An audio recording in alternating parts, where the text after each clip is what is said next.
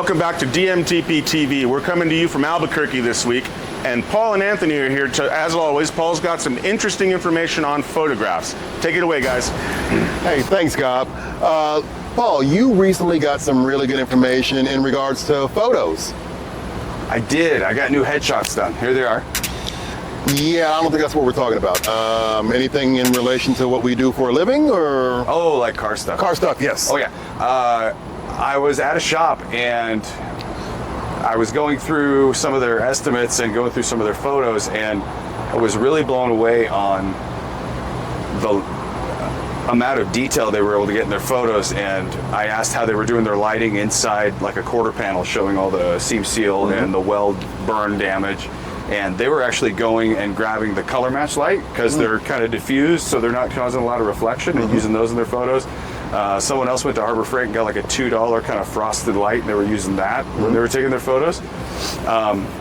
The other thing too that is really important to remember is when we're taking photos, we need to make sure that we're getting pictures of the damage, and then we're backing up enough to show that that's the car we're working on, including a license plate whenever possible.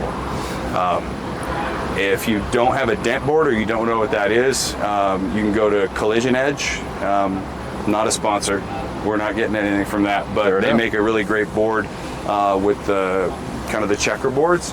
I recently was at a shop and we were feeling this little dent in the door, and it was on a really light colored Bronco, and we really had a hard time getting a photo of the dent to prove we needed to fix it.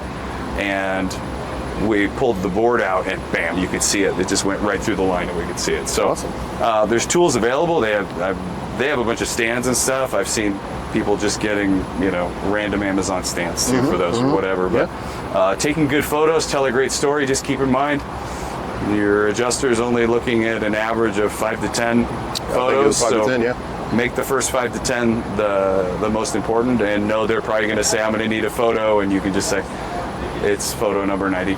Just take a look, right? Yeah, for sure. That's great information. You guys heard it here first. Make sure you guys are taking great photos. Back to you, Go. Paul, Anthony, thanks again. Great information on those photos. Tip of the month. Vitek now features a 1.8 liter bed liner kit, spray and bed liner. When you're doing that rail cap, when you're doing that tailgate, you don't have to sublet that out anymore. Let's keep that in-house, make that money for your shop.